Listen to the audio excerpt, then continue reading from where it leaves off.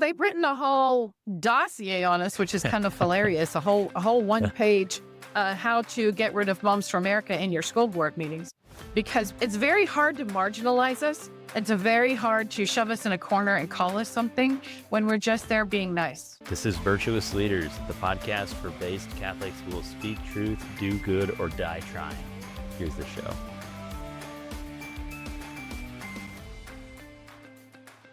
You are the president and founder of Moms for America. Why are women America's last best hope? Yes, I wrote the book because I realized that if we're going to save this country, we're going to have to do it through the Mothers of America. And it's why I started the organization, because America is every country is but a magnified home. And home is the center of society and mothers are the center of the home. So if we want to turn this culture around and get things back on track, I need to start with the moms. The moms are so central to society, which I agree. And I actually visited a big family the other day, and it occurred to me, being a mom must be the best job in the world. I would think so. So there was that stint where I wanted to be Pat Benatar.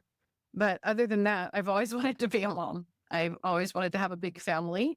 I have 8 children, 9 grandchildren.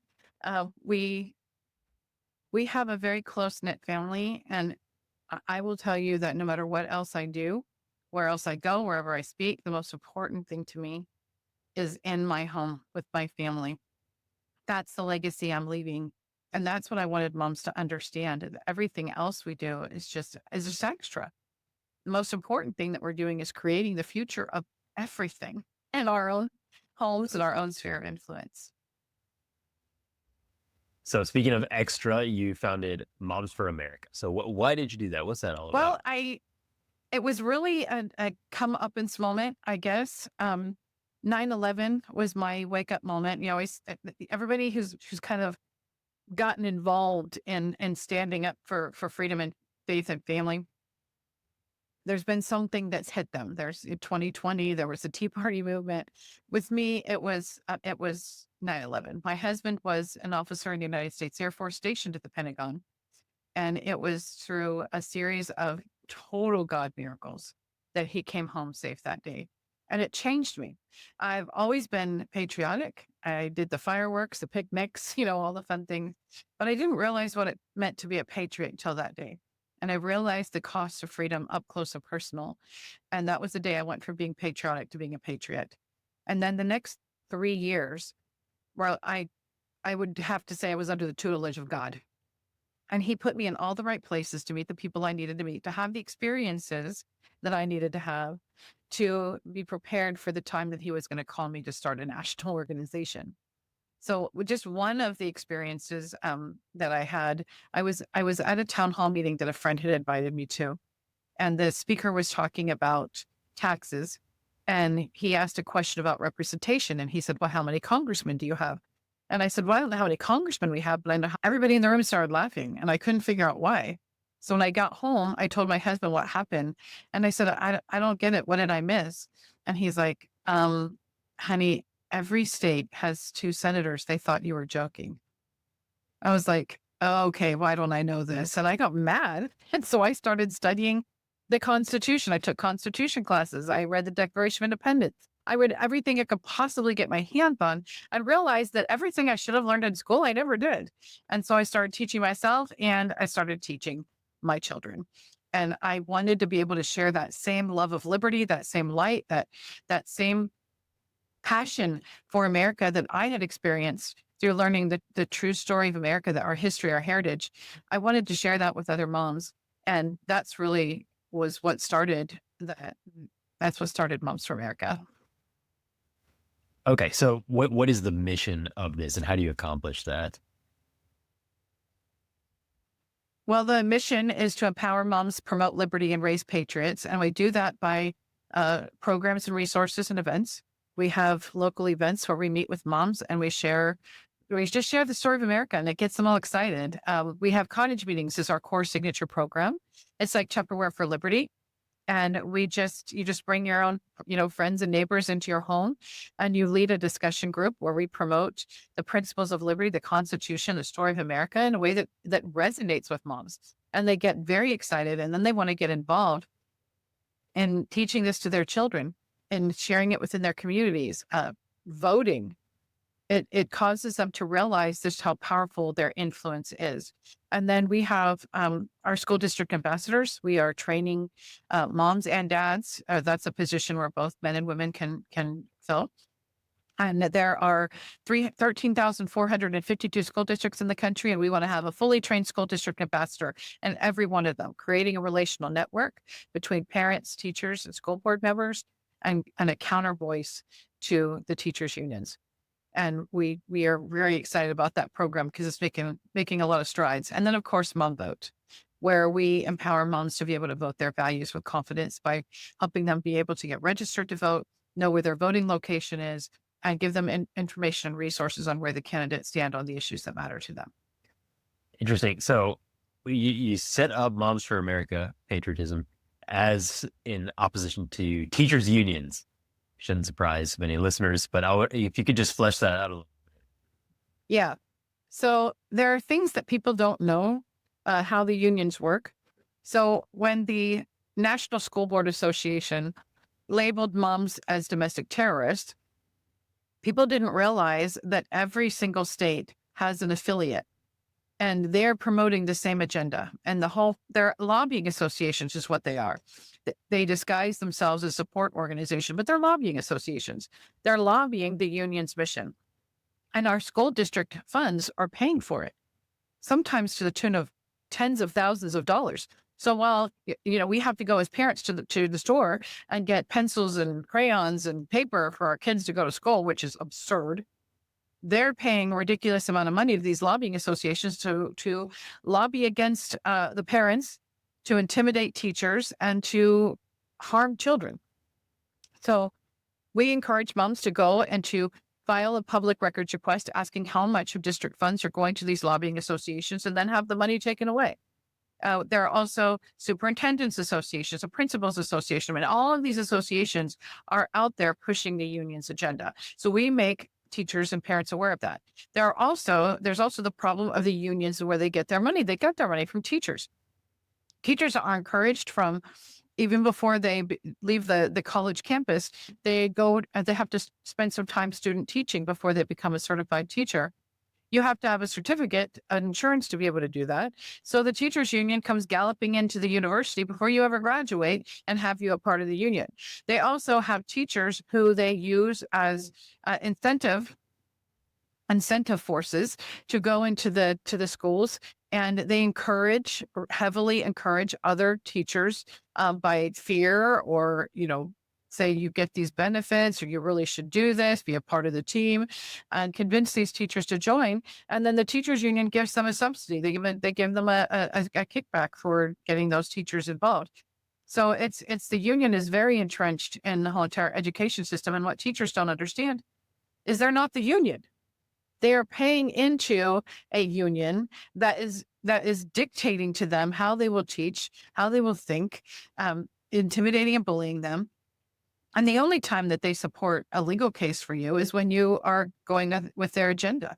And the moment that you go against their agenda, they're going to use all that money that you paid into them to fight against you. So these are all the kinds of things that we teach, but we also help moms realize the power of relationships. And of course, we're justifiably angry with what's going on in the school system, but to just show up yelling and calling people to repentance, it's not going to do anything.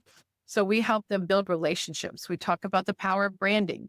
We give them all the tools and resources to be able to go into that school district and be an effective member of that community where people will start to listen to you and not just ignore you. Wonderful. Do you have a sense for what your reach is right now? Well, we have well over 500,000 moms in our network. We're in all 50 states. And well, I can tell you that the impact has been pretty impressive because the head of the Kansas Teachers Union was interviewed by the Kansas City News, and she said that we fear Moms for America Nice. because they're moving people in the wrong direction. Great. Congratulations.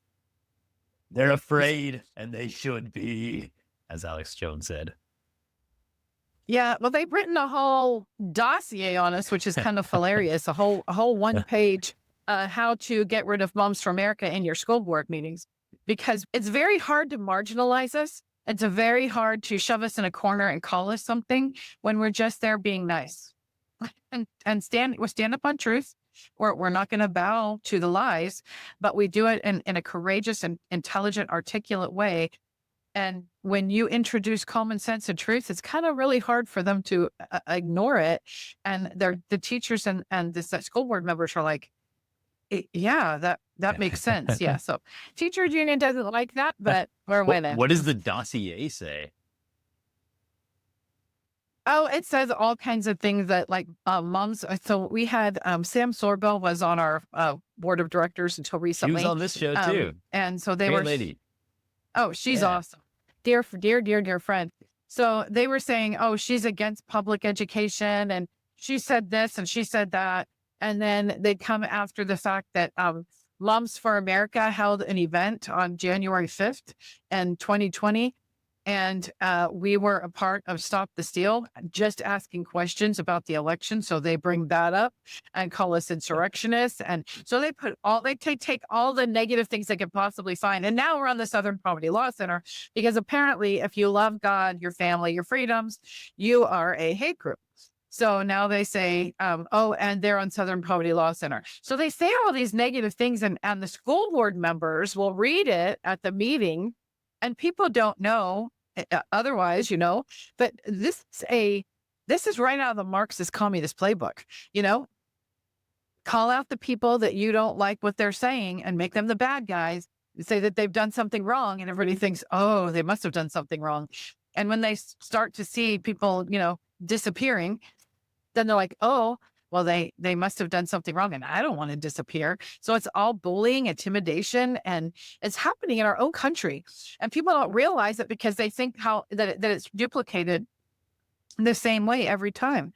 And it's not. You're not going to see the trains going to Auschwitz again this time. You'll see different things like people having their homes taken away, people losing their jobs, or they're having their companies shut down because of COVID.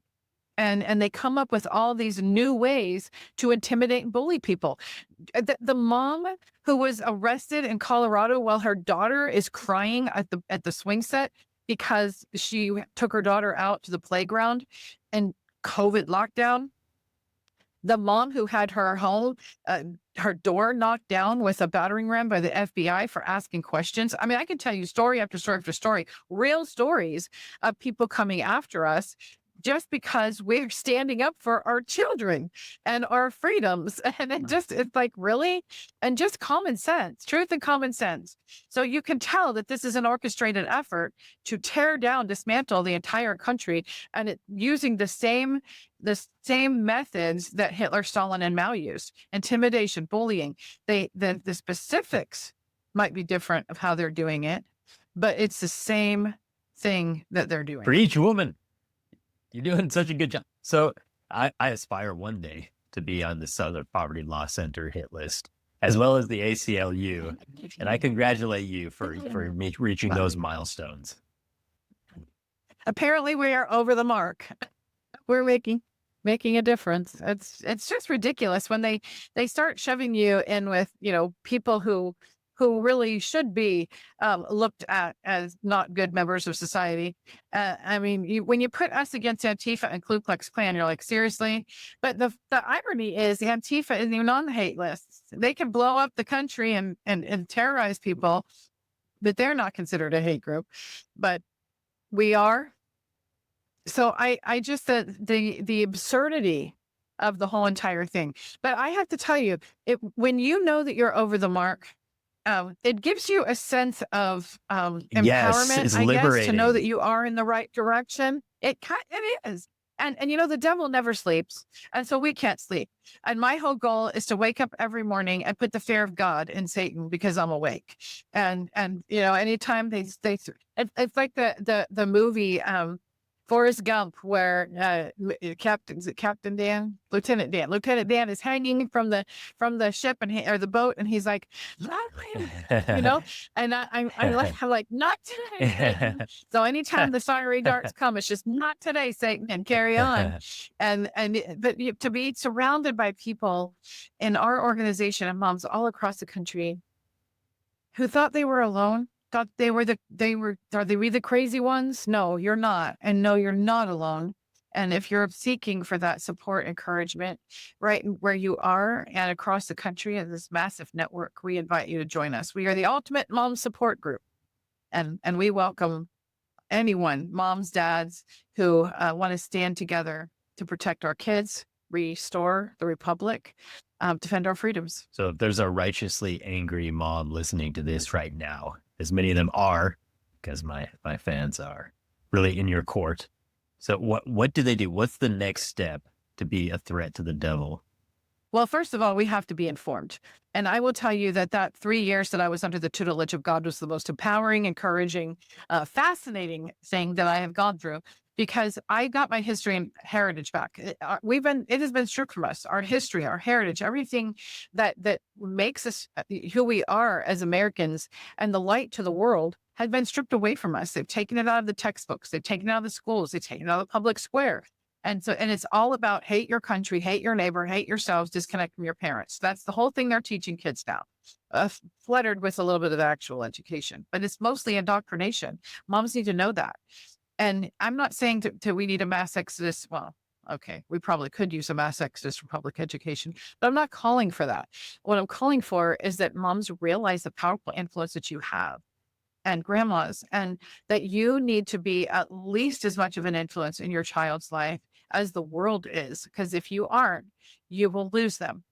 So that's the most important thing is you realize how powerful your influence is.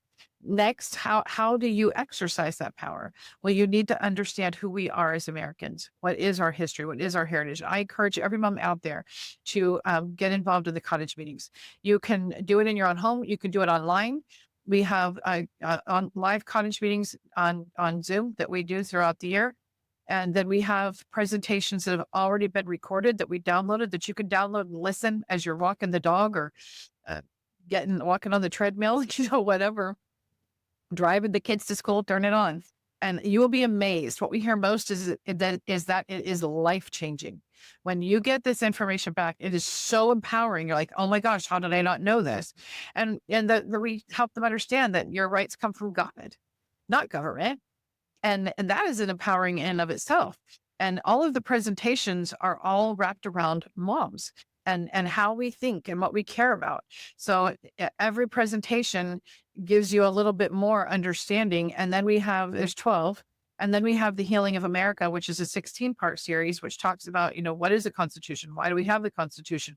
What happened to our Constitution and how do we get it back? And it's all done in a way that's very relatable to moms. And it is truly, truly empowering. Those are the two things I would start with immediately. Understand your power and influence, educate, inform yourself on who we really are as Americans. What is America about? Why it's worth fighting for? And then you're going to want to fight. But the spirit will guide you and how you do that. We have moms who, if all you do is just learn what America's about, share that love of liberty in the hearts of your children and vote, we win. If that's all you do, we win. And as we're checked out and we need to check back in. But then in addition, if you want, you can start a Liberty Kids group, a Patriot Kids camp. You can start a book club. We have the Cottage Meeting Book Club. You can, if you want to, you can run for office if you decide that that's where God's leading you, or you can help those who are running. There's so many ways that you can get involved. But gosh, if you share the story of America with your kids every night for 30 minutes, holy cow, you are laying the groundwork for the future of our country. By small and simple things, great things happen. And that's all we're asking is those small and simple things. And if each one of us takes that small little part, the ripples are immeasurable and the impact will be monumental. I feel inspired. What is your religious background, Kimberly? I am a Christian, of course. Like most of the moms in our group are. We have Jewish mamas.